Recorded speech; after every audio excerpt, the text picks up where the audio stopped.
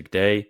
It is Wednesday, July 30th, and this is pre recorded because I am going to be going to a conference this week. So I wanted to make sure I continued with my Pope Leo updates because we have a very important update. This update is going to be groundbreaking because Pope Leo recently has started speaking about digital creators, digital influencers, stuff like that, internet stuff that I think will be very important for us.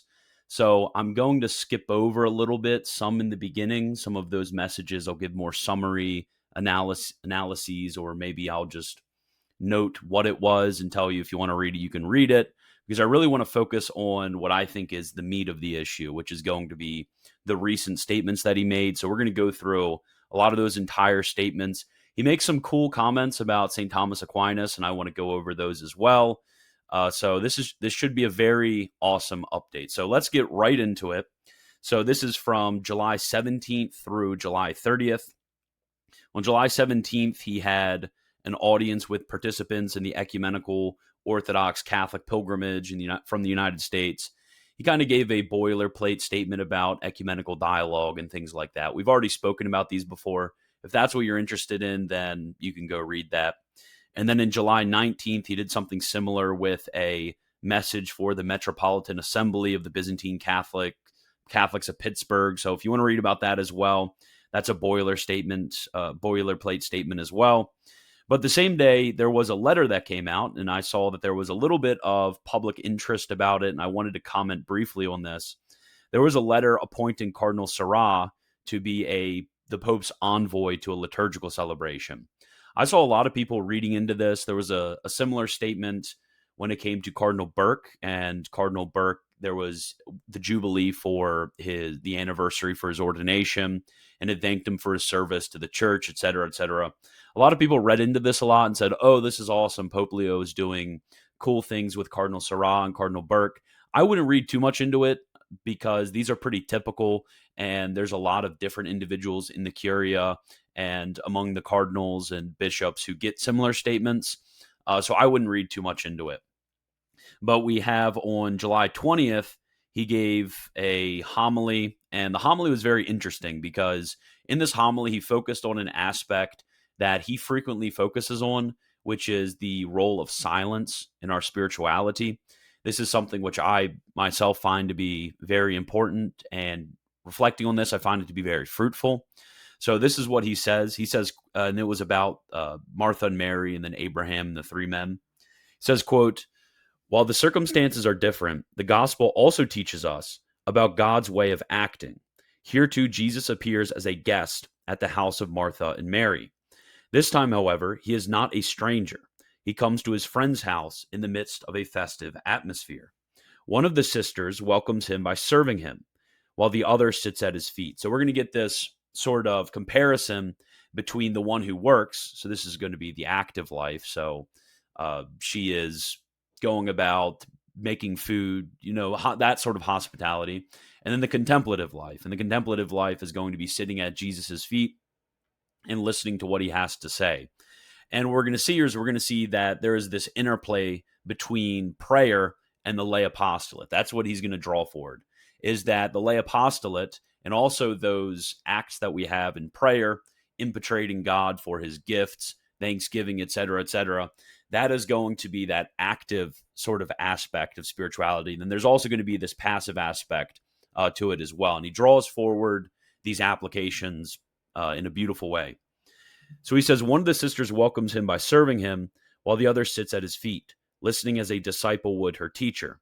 As we know, Jesus responds to the first sister's complaints that she would like some help with the tasks at hand by inviting her to recognize the value of listening. It would be incorrect, however, to see these two attitudes as mutually exclusive, or to compare the merits of the two women. Service and listening are, in fact, twin dimensions of hospitality.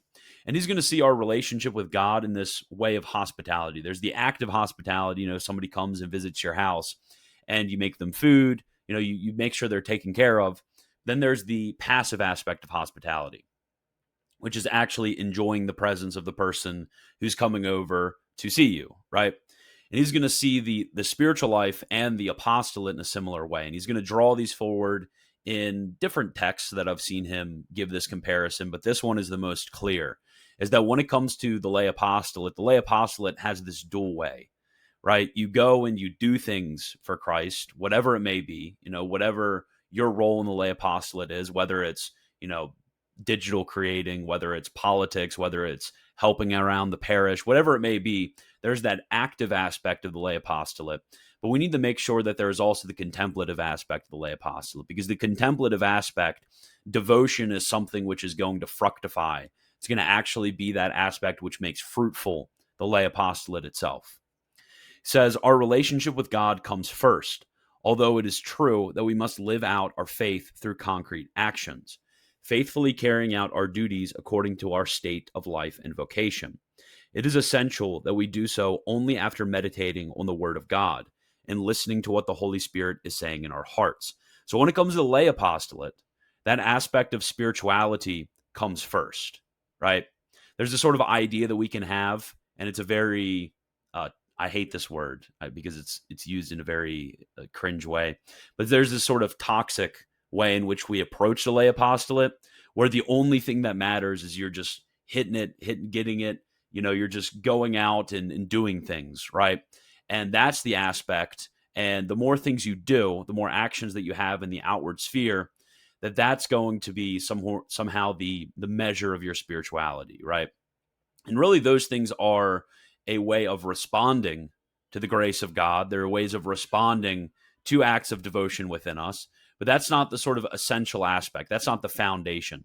The foundation is you receive, and then from receiving you give, right? So that's going to be the aspect that he's going to draw forward. Continues on, and he says, quote, to this end, we should set aside moments of silence, moments of prayer, times in which, quieting noise and distractions, we recollect ourselves before God in simplicity of heart. So this is something that he's brought up, as I mentioned, in a few different ways. But we need to, especially because of a lot of the noisiness that comes with modern life. And it's kind of funny because the noisiness of modern life has been something in the papal magisterium for like a century. They were talking about the noisiness of modern life. Leo the 13th was talking about this, so over a century.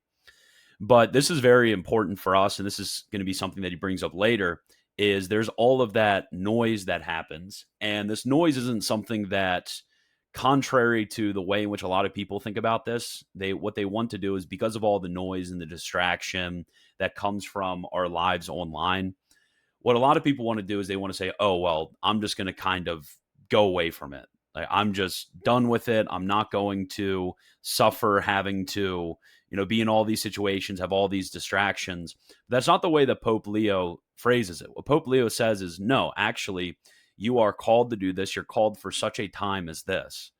And being called for this time, you have to be in these environments.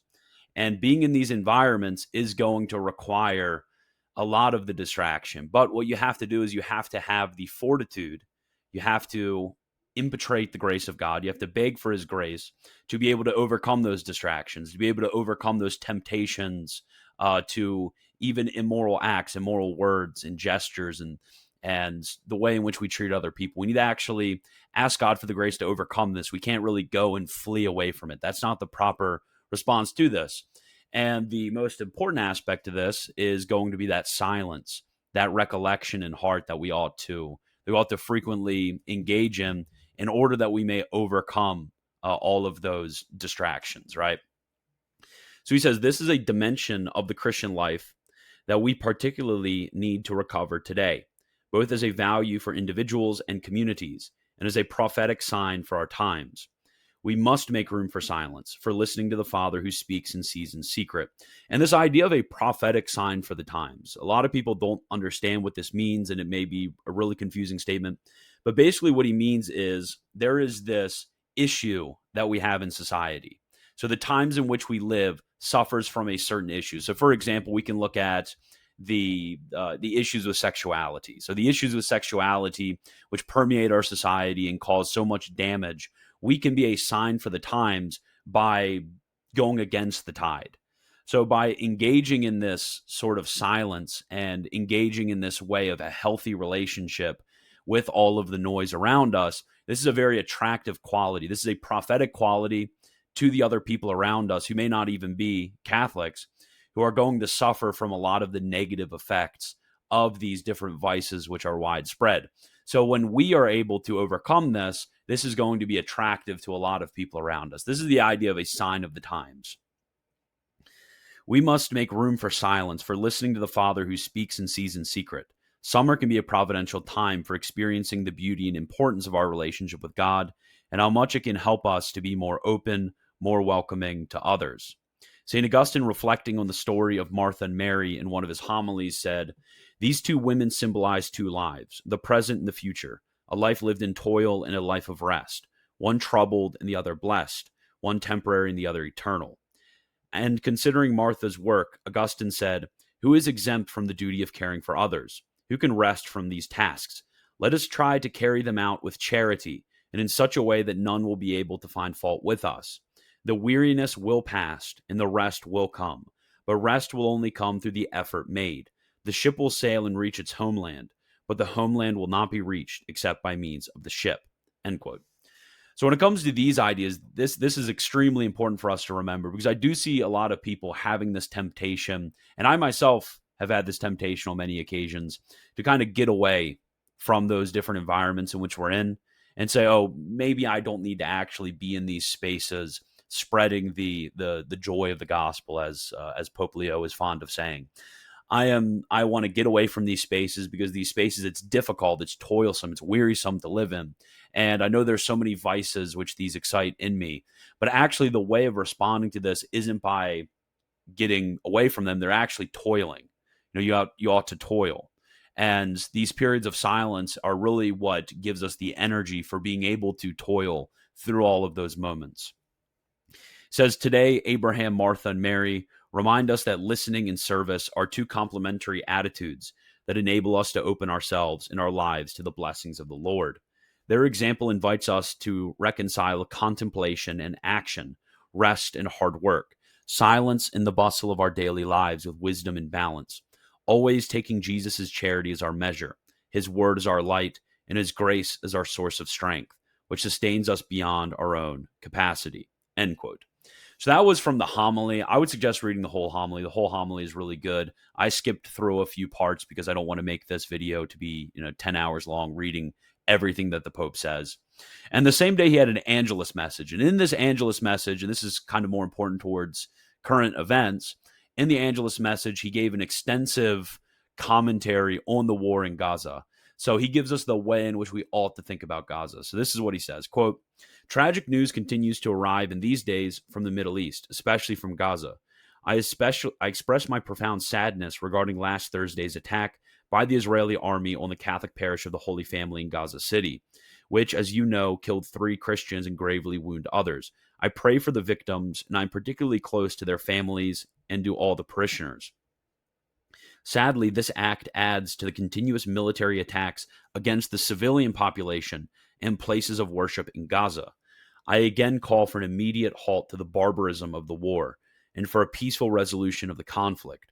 I renew my appeal to the international community to observe humanitarian law and to respect the obligation to protect civilians, as well as the prohibition of collective punishment, the indiscriminate use of force, and the forced displacement of the population. To our beloved Middle Eastern Christians, I say, I deeply sympathize with your feelings that you can do little in the face of this grave situation. You are in the heart of the Pope and of the whole Church. Thank you for your witness of faith. May the Virgin Mary, woman of the Levant, dawn of the new sun that has risen in history, protect you always and accompany the world towards the dawn of peace." End quote. So on July 25th, there's a little bit of a break, because we were just at July 20th. Now we skipped to July 25th. He gave an address to 2 groups of priests, and he gave a number of different practical suggestions for the lay apostolate, for the mission in which we ought to engage in this world. So I found them to be very helpful. So I'm going to go over a number of these different suggestions. So he says, quote, "These are certainly 2 different events. Yet we can see a common thread that unites them because in different ways we are called to enter into the dynamism of mission and to face the challenges of evangelization. So this is something he's going to highlight here, is that everyone is called to mission. He's going to go over some of the foundations of mission and the way in which they're carried out, but everyone is called to mission. Everyone is called to the lay apostolate. And everyone's called the Catholic action, which sometimes lay apostolate and Catholic action, I'll use those terms interchangeably, but I mean the same thing by them. So everyone is called to Catholic action. There's this sort of weird idea that Pope Leo and the popes for well over a century have tried to oppose. There's a sort of idea that it's only the priests and the bishops who go around the apostolate. Maybe there's a sort of apostolate of the home that's present among married people to where they're raising their children, raising their families, maybe engaging in a little bit of help at the parish. But beside that, it's only the priests and the bishops and everyone like that. It's only the clerics who are engaging in the apostolate. And this is a genuine instance of what's called clericalization. So clericalization is seeing all of the roles of the church engaged in by the clerics. And it's somehow just them. It's not the laymen who are supposed to be getting into all of this spiritual work, right? And this is a completely wrong way of thinking about it, because we have all been incorporated into Christ by baptism. And in this incorporation, we've all been called to his mission. And this mission is something which is engaged with every single aspect of our lives. This isn't something which is merely supposed to touch and redeem the spiritual aspects, but the temporal aspects become spiritual aspects. So politics, economics, business, all of these things, they have a spiritual significance, and the way in which we redeem this is carried out by the lay apostolate. So he continues, this call requires all of us, ordained ministers and lay faithful alike. This requires for all of us, ordained ministers and lay faithful alike, a solid and integral formation, which is not limited to specialized knowledge, but must aim to transform our humanity and our spirituality so that they reflect the gospel and that we have the same mind as Jesus Christ. So there are these two aspects to the formation. We all need formation in order to engage in the lay apostolate. So you also have to get around this other idea, and a lot of people will reach out to me and they'll be very zealous for carrying out the lay apostolate, carrying out mission, carrying out Catholic action. This is awesome, but there needs to be actually a formation, because you can do much more harm than you can good. And this is where a lot of the critics to the ways in which some lay Catholic action is carried out are getting it right, is that there are a lot of people who are going out without adequate formation, without adequate preparation, and they're actually doing more harm than they are good. So you have to ask yourselves, do I have that formation in order to carry out the mission? Obviously, you don't need to be perfect. Obviously, the grace of God is sufficient for carrying out a mission that you are genuinely called to. But this has to be something which is ruled by prudence, a generosity, but it also has to be ruled by prudence.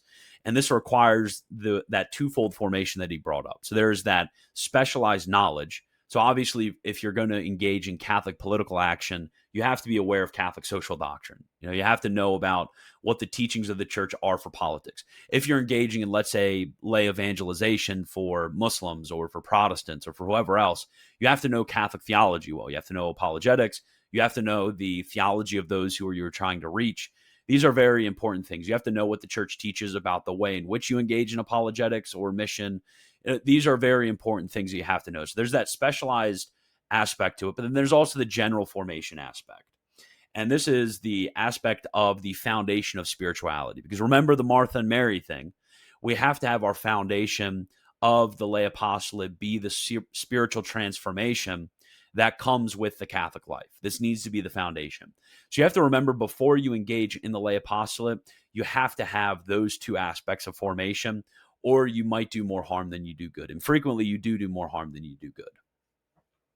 So continuing, to you who are responsible for the formation of formators, and to you Xaverian brothers who are particularly committed to the Missio ad Gentes, I would like to offer some thoughts for reflection.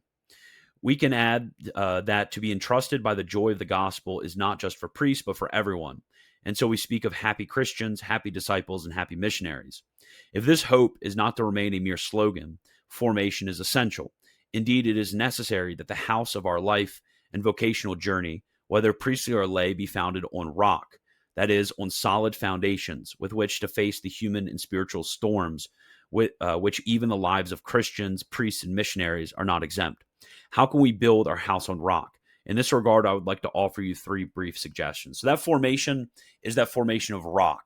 Because when you go into these circumstances, when you go into the lay apostolate, when you go into these missionary endeavors, there is going to be the winds and storms that come, not only from temptation to sin, which is obviously also present, but just from the normal hardships of life in a world which is fallen. So he says the first is to cultivate friendship with Jesus. This is the foundation of the house, which must lie at the heart of every vocation and apostolic mission. We need personally to experience the closeness of the Master, to know that we have been seen, loved, and chosen by the Lord by pure grace and without merit on our part, because it is above all our own personal experience that we then exude in our ministry. This is very important because, as I've mentioned a lot before, hope can get often clouded by the frequency in which it is used. We use hope for everything, and this is, somewhat incidental, sort of incidentally caused by the papal magisterium under both Pope Francis and other popes as well, to where they use hope a lot. And it can seem like this can be actually a sort of like general vacuous term that doesn't really mean that much. But the popes are clear if you read very closely. When we're talking about hope, we're talking about a theological virtue. And a theological virtue is something which has its object as God. God not only considered as we know him by nature, but God as we consider him by divine revelation.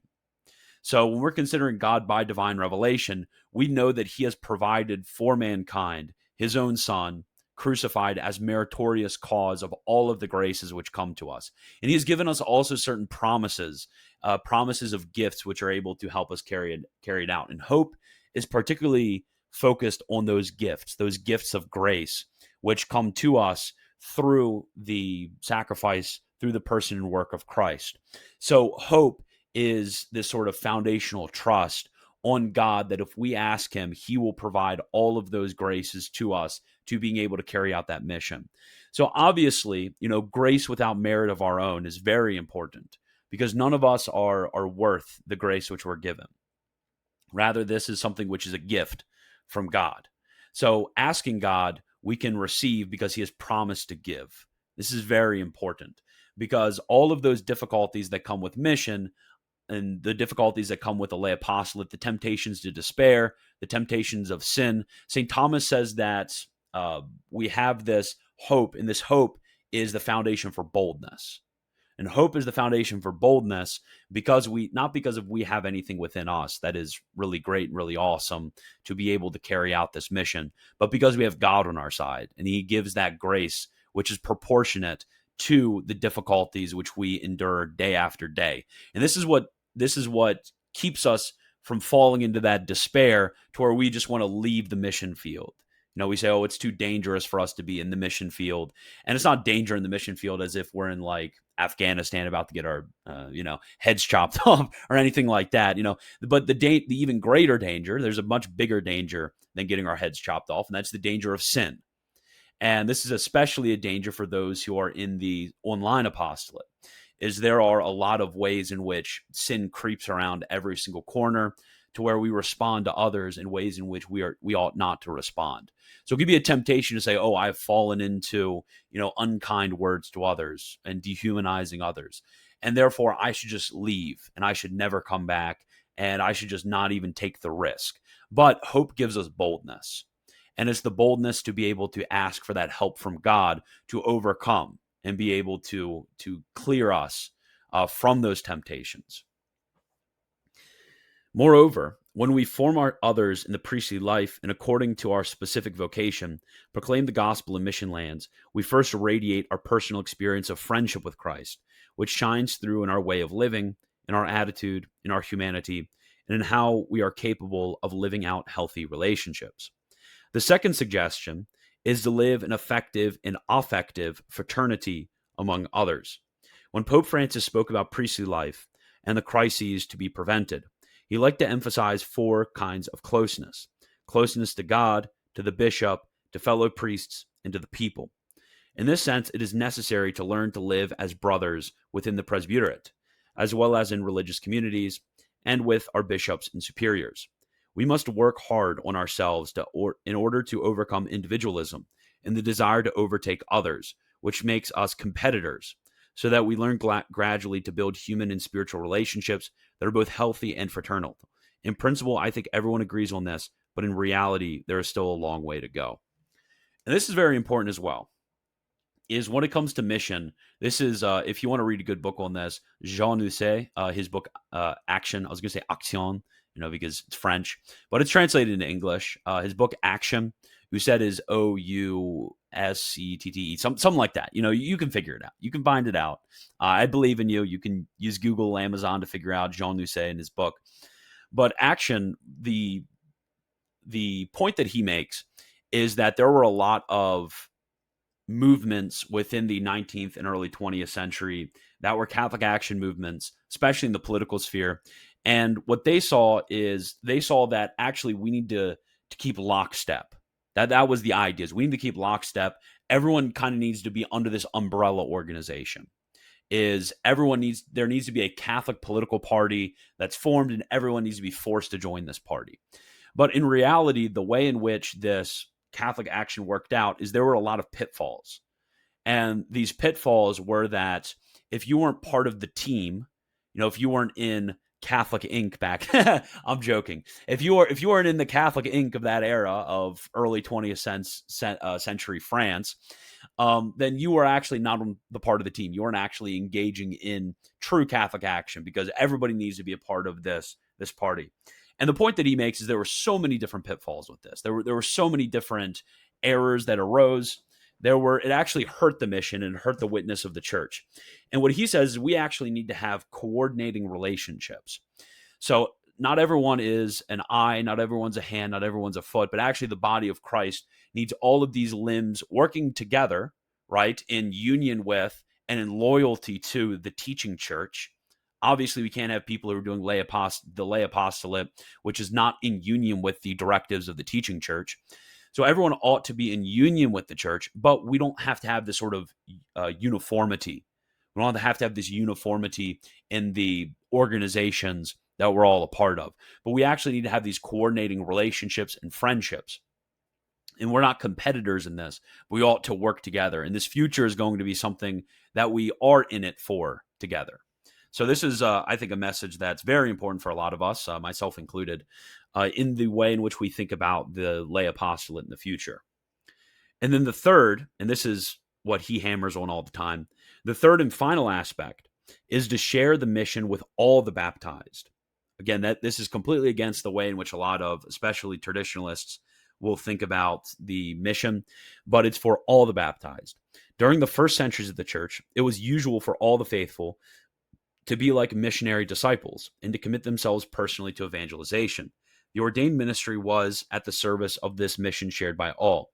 Today, we feel strongly that we must return to the participation of all the baptized in the witnessing to and proclamation of the gospel. Brothers of the Society of St. Xavier, in the lands where you carry out your mission, you will certainly have seen firsthand how important it is to work together with the sisters and brothers of those Christian communities. At the same time, I would like to say to the formators that priests must also be trained in this, not to think of themselves as lone leaders, nor to live out the ordained priesthood with a sense of superiority.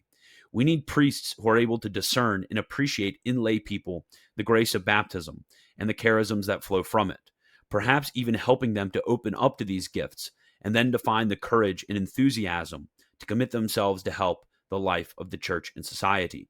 In concrete terms, this means that the preparation of future priests must be increasingly immersed in the reality of the people of God and carried out with the contribution of its members, priests, laity, and consecrated men and women. End quote. And this is especially important today. Maybe 100 years ago, it would be, although 100 years ago it wasn't even like this because we had widespread lay Catholic movements which were led by laymen. But today it's even more important because of the dearth of the priesthood. I was actually talking with a theologian the other day about this, about lay professorships, like lay professors who are theologians. And what we have is a dearth of priests. There is not enough vocations. So priests aren't able to do everything. You can't have priests who are, on Instagram and on Twitter and on YouTube and, doing all of these different things, especially not, priests who are doing, Catholic politics, whether in the sphere of teaching or in the sphere of actually being politicians, because that obviously is not allowed, or in business or in any of these other aspects. We can't just focus and rely on priests for everything, but actually we need to discern within ourselves, especially in dialogue with our spiritual director and within our community and friends and people who know us well, what are those charisms that we have that are able to especially contribute to the mission, the missio ad gentes, the mission to the nations, which not only other nations, but also our own nation as well. So how are we going to engage in this? So the same day, he had a message on the World Day of Migrants and Refugees. He goes over the spiritual aspects of migration and things like this. If you're really interested in the sort of theology behind migration and being a refugee, you can read that.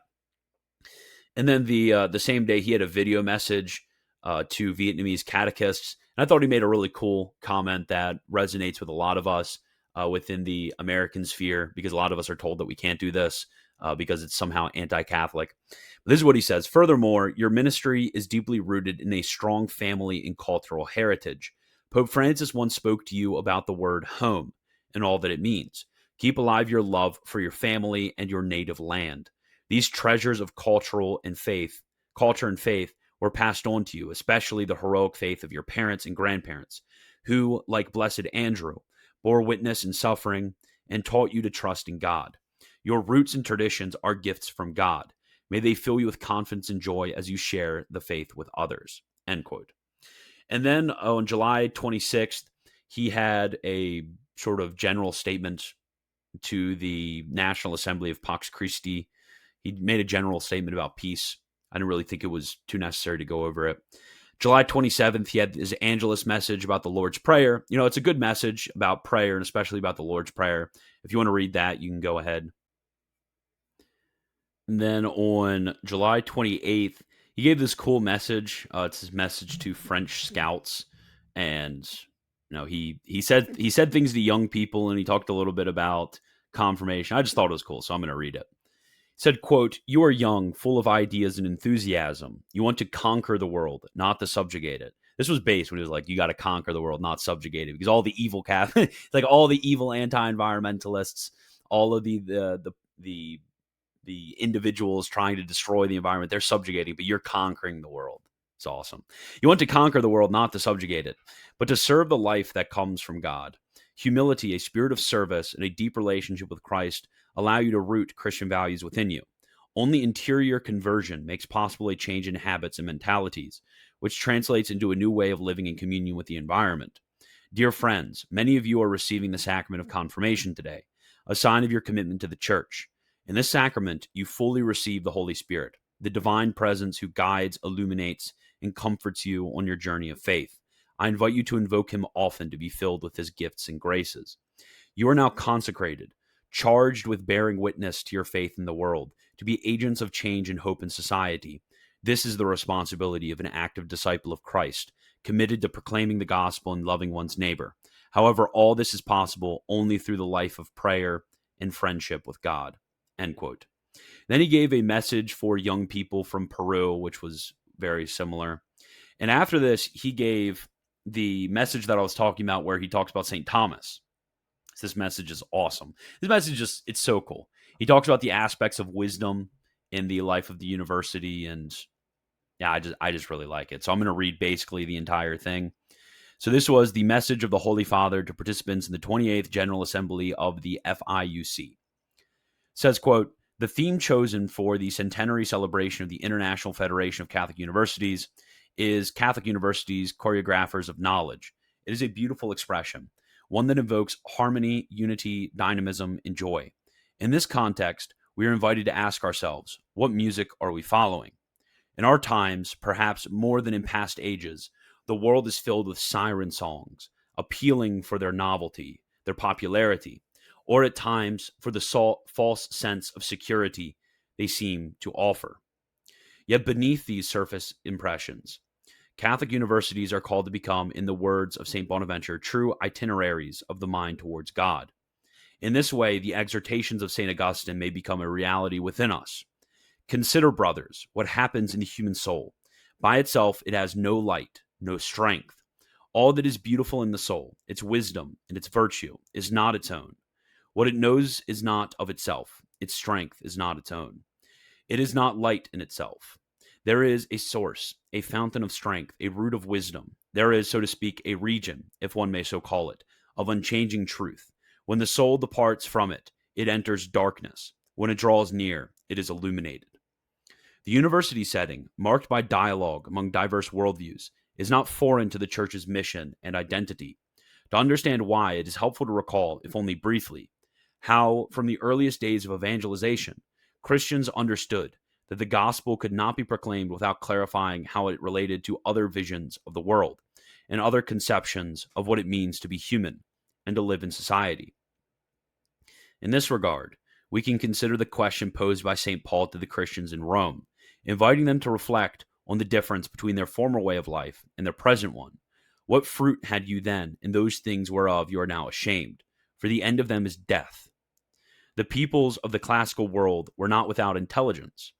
Yet the apostles summarizes the outcome of all their reasoning in one word: death. Why? What was lacking? What was lacking was Christ, the word and wisdom of the Father. Oh yeah, by the way, this connects in with some of the disputes been happening recently about the ascent of faith. I just wanted to clarify that. What was lacking was Christ, the word and wisdom of the Father, he through whom and for whom all things were made. Christ does not enter the rational discourse of humanity as a stranger, but as its keystone, the one who gives meaning and harmony to all our thought, to our aspirations, and to our efforts to improve life in this world, and to give purpose and transcendence to human endeavor. St. Thomas Aquinas understood profoundly that in Christ, as wisdom, we find both the heart of our faith and the most universal expression of human reason.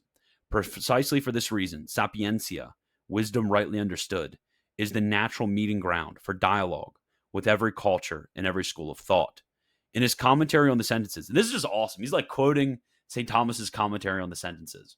You know, most popes are just going to be like, yeah, I'll quote the... Actually, Benedict XVI did this a lot where he quoted like random pieces like that. But most popes would be like, yeah, I'm going to quote the Summa. He's like, yeah, I'm quoting the third book, Distinction 35, Question 2, Article 2, Question 2, you know, in my papal state. It's just so awesome. Okay, so he says, quote, whether it be an intellectual capacity or a gift of God, wisdom is primarily concerned with the divine. And because everything else can be judged by it, the wise person is said to attain greater certainty than all others. End quote. Thus, we need to distance ourselves. Thus, we need not distance ourselves from Christ, nor relativize his unique place, in order to engage respectfully and fruitfully with other intellectual traditions, whether ancient or contemporary. Dear brothers and sisters, may Christ, wisdom incarnate, the truth made person, who draws all things to himself, be the compass guiding the mission of the Catholic universities under your care. May loving knowledge of him be the driving force behind renewed evangelization in the realm of higher education. And there's really not much for me to say on this one. I mean, this was just such an awesome statement. I just wanted to share it with you guys. I don't really have much commentary on it, but it's just awesome to see, you know, this sort of reflection from His Holiness, this sort of shown familiarity with the ways in which there is the value of truth, obviously, within these other worldviews, language he uses, other worldviews. But obviously, sapientia is the sort of wisdom to judge from knowledge of the divine, knowledge of Christ. This is going to allow us to judge all things in light of Christ. So it's just such an awesome statement. Okay, so next is on July 29th, and this is going to be our, I think we have three left. So July 29th, his address to French neophytes and catechumens. This was just so amazing as well because he talks about baptism and the meaning of baptism and how, you know, this shapes mission. So he says, quote, what a joy it is to see young people embracing the faith and seeking meaning in their lives, allowing themselves to be guided by Christ and his gospel. Through baptism, we become full members of the great family of God. The initiative always comes from him, and we respond by experiencing his saving love. W denying semi-Pelagianism. That's awesome. In your journey as catechumens and newly baptized, each of you encounter the Lord personally, within the community that welcomes you. Through baptism, in the name of the Father who adopts us, the Son who draws us into his life and relationship with the Father, and the Holy Spirit, the source of every gift, we come to recognize ourselves truly as sons and daughters of God. As St. Paul writes to the Galatians, "For all of you who are baptized into Christ have clothed yourselves with Christ." Baptism brings us into communion with Christ and gives us new life. It also calls us to reject. This is the cool part. It also calls us to reject the culture of death that pervades our society, seen in indifference, disdain for others, drug abuse, the pursuit of an easy life, a sexuality reduced to entertainment and objectification, injustice, and more. Awesome. Baptism makes us witnesses of Christ. A powerful moment in the baptismal rite is when we receive a candle lit from the paschal flame. This is the light of the risen Christ, which we pledge to keep burning brightly by listening to the word of God and remaining in communion with Jesus in the Eucharist. St. Ambrose never tired of proclaiming, "Omnia Christus est nobis." Christ is everything for us. He expressed his love for Jesus with words full of tenderness. If you want to heal a wound, he is the doctor.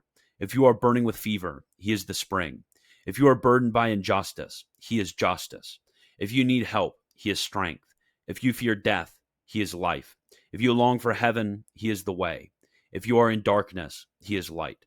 Taste and see how good the Lord is. Blessed is the man who trusts in him. End quote. To live with peace and joy, we are called to place our hope in Jesus Christ. Following the Lord, you too are the salt of the earth and the light of the world. The church needs your beautiful witness of faith in order to grow and to be ever closer to those in need.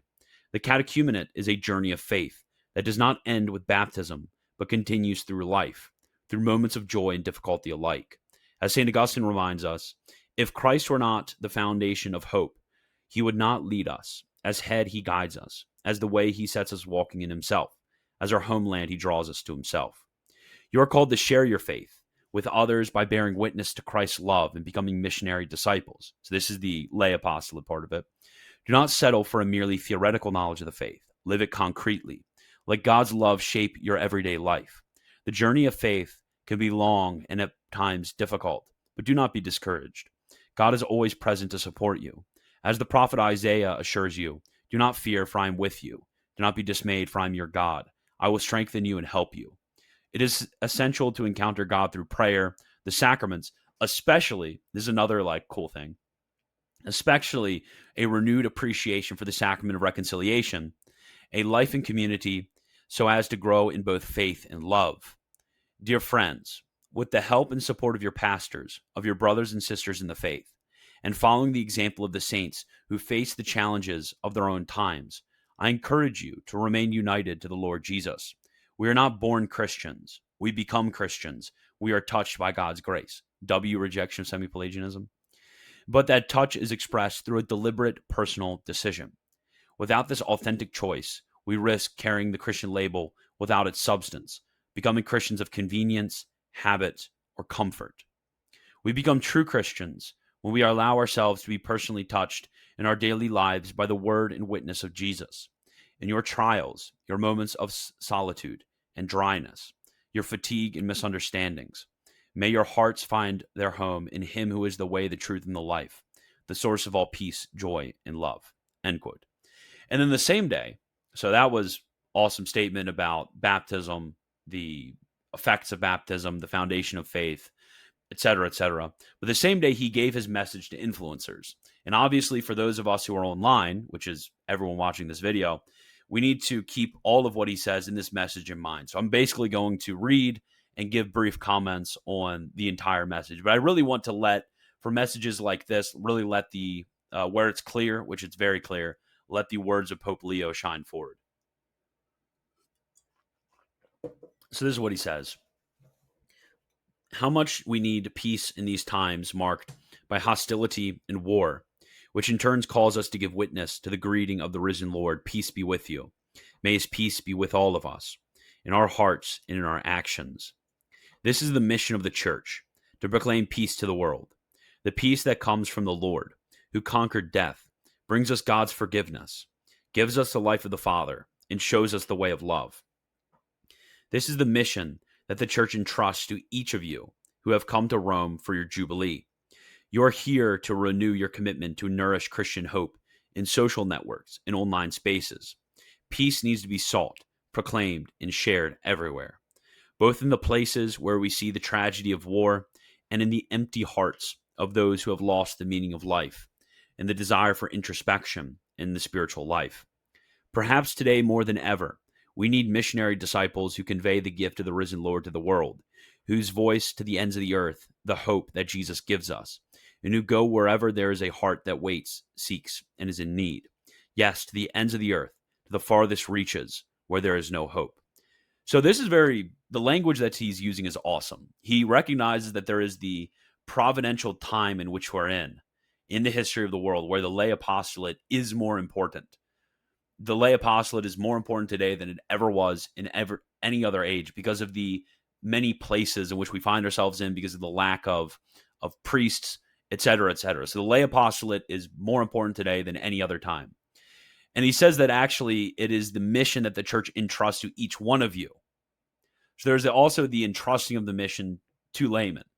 So this is just, it's something that there needs to be this counteraction of a lot of the ways in which we think about the unhealthy ways in which we think about mission as only concerned with the clergy, and that the church, all these people going at their own initiative, doing things, all these people are somehow doing something wrong. I see that, especially in the Stratosphere. There's this idea that, the people who are doing all of these, laymen, there's a huge negativity about them. And that's honestly, I think, very disturbing. And it's against the mind of the church, very clearly stated for well over a century at this point, and from the praxis of former ages as well. So he continues, there's a second challenge to this mission. Always look for the suffering flesh of Christ in every brother and sister you encounter online. Today we find ourselves in a new culture, deeply characterized and formed by technology. It is up to us, it is up to each one of you to ensure that this culture remains human. Science and technology influence the way we live in the world, even affecting how we understand ourselves and how we relate to God, how we relate to one another. But nothing that comes from man and his creativity should be used to undermine the dignity of others. Our mission, your mission, is to nurture a culture of Christian humanism, and to do so together. This is the beauty of the network for all of us. This is actually something that frequently came up in the conference over the weekend, is that for a lot of us influencers, who have obviously had disagreements, beef, in the past, there's this difficulty that comes with being behind a screen. And when we're engaging with somebody else behind a screen, it can dehumanize another person. And there's always that temptation. There's many benefits, obviously, to the internet. I wouldn't be doing what I'm doing and communicating what I'm communicating without the internet. There's a lot of benefits to it. But there's also a lot of these pitfalls. And one of these pitfalls is the dehumanization of other people.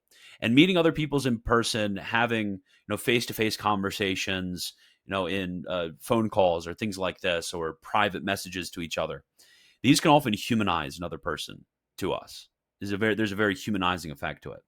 So this encouragement that is had is extremely important and is right on the nose, is we need to ask ourselves how we may be dehumanizing other people. Faced with cultural changes throughout history, the church has never remained passive. She has always sought to illuminate every age with the light and hope of Christ by discerning good from evil, and what was good from what was need to be changed, transformed, and purified. And this is that awesome effect of the church, which gives witness to the fact that the church, the Catholic Church, is a divine legate of Jesus Christ. It's able to purify, elevate, and clear from evil all of those goods which are found everywhere, in every culture, in every age.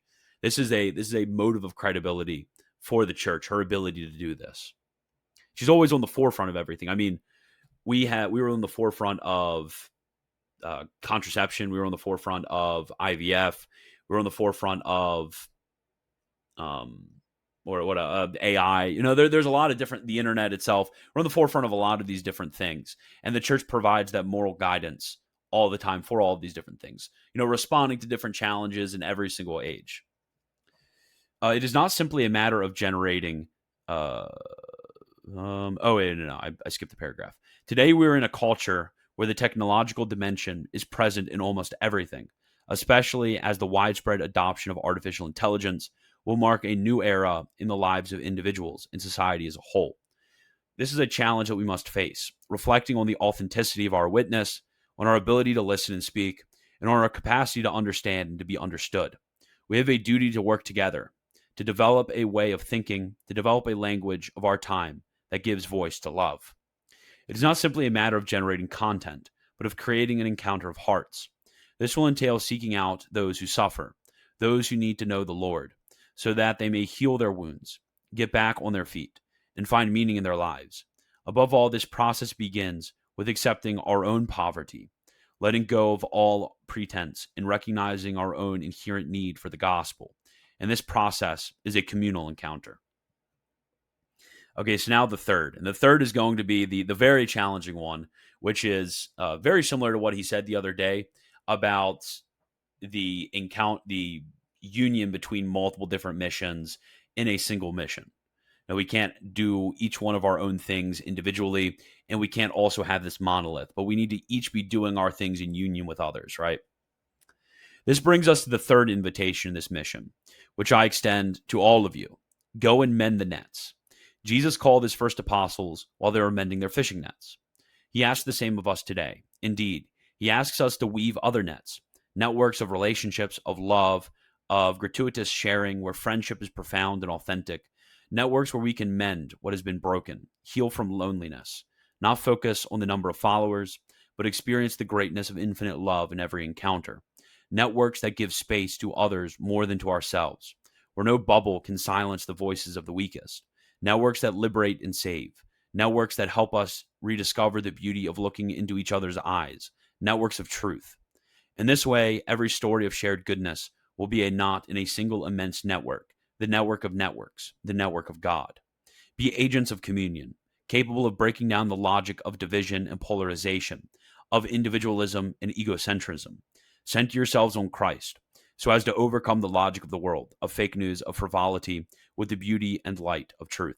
And while maybe it wasn't the best language to use, a few people misunderstood and didn't really like it. This is kind of what I meant when I was talking on Monday about the difference between the ideologues on the one hand and those who are merely caught up with their niche or their group, right? There are people who care about their sort of polarized individual. This is sort of the critique actually of the Catholic Inc. originally. Catholic Inc. They're not really focused on, and obviously this is kind of a caricature, but Catholic Inc. They're not focused on the spreading of the truth, the spreading of the encounter with Christ, the spreading of the tradition of the church. They're not really in with that. They're in with preserving their own bubble. They're in with preserving their own group. Like that's what they're really caring about. They're not really caring about the truth, right? That was the critique, is we have all of these sort of polarized groups who are meant to have a sort of self-looking self-preservation. But actually what we need to be concerned with is the mission itself. I use the word ideological, which obviously sometimes has a negative connotation. But what I mean by this is we need to be concerned actually with the spreading of the message itself, which is ultimately the spreading of the message of bringing people to Christ, bringing people to the church, and clarifying the teaching of the church for everybody in order that they may love Christ. Like that's the sort of mission which is going about that. So maybe rather than ideological, I could say missional. Like we're concerned with the mission. We're concerned with the plan. We need to trust the plan, right? That's what we're concerned with. Before concluding with a blessing and commending your witness to the Lord, I would like to thank you for all the good that you have done and continue to do in your lives, for pursuing your dreams, for your love for the Lord Jesus, and for the love for the church, for the help you give to those who suffer, and for your journey along virtual highways. And lastly, he is going to give he gave a general audience. The same day, he had this awesome greeting to young people. If you watch the video, it's so great. He steps out there. It's everyone loves him. It was such an awesome video. But he has this general audience, and in the general audience, he actually talks about some of what I mentioned earlier, getting away from that temptation to just see all of the difficulties, all of the damage that comes from social media, and using that as an excuse to just leave, just get out of there, to just log off and maybe think that social media is intrinsically evil and we can't actually bring the light of the gospel to this. So he talks about this temptation in a way that I think will resonate with a lot of people. So I wanted to go and read this as kind of like a closing thing, but I would suggest reading the whole general audience from today. He says, "This time in which we live also needs healing. Our world is marked by a climate of violence and hatred that demeans human dignity. We live in a society that is becoming ill due to a kind of bulimia of social media connections. We are hyperconnected, bombarded by images, sometimes false or distorted. We are overwhelmed by countless messages that stir within us a storm of contradictory emotions. In this scenario, it is possible that within us arises the desire to turn everything off. We may come to prefer not to feel anything anymore. Even our words risk being misunderstood. We may be tempted to close ourselves in silence, into a lack of communication where, despite our closeness, we're no longer able to say to one another the most simple and profound things. After the encounter with Jesus, that person, so he's talking about the person who was healed of the impediment of speech, that person not only begins to speak again, but he does so plainly. This adverb, inserted by the evangelist, seems to suggest something deeper about the reasons for his silence. Perhaps this person had stopped speaking because he felt he was saying things the wrong way. Perhaps he felt inadequate. All of us experience what it means to be misunderstood, to feel that we are not truly heard. All of us need to ask the Lord to heal our way of communicating, not only so that we may be more effective, but also so that we may avoid wounding others with our words. To begin speaking correctly again is the start of a journey. It is not yet the destination. In fact, Jesus forbids that man from talking about what has happened to him. To truly know Jesus, one must complete a journey. One must remain with him and also pass through his passion. When we have seen him humiliated and suffering, when we have experienced the saving power of his cross, then we can say that we have truly come to know him. There are no shortcuts to becoming disciples of Jesus. Dear brothers and sisters, let us ask the Lord that we may learn to communicate with honesty and prudence. Let us pray for all those who have been wounded by the words of others. Let us pray for the church that she may never fail in her mission to lead people to Jesus, so they may hear his word and be healed by it, and in turn become bearers of his message of salvation." Okay, that's everything. There's nothing really I can add to that. It's just such an awesome audience. It really, I think, will, from listening to it, I think it will really resonate with a lot of people. Okay, so that's all that I have for you. I hope that you enjoyed this. And as always, God bless.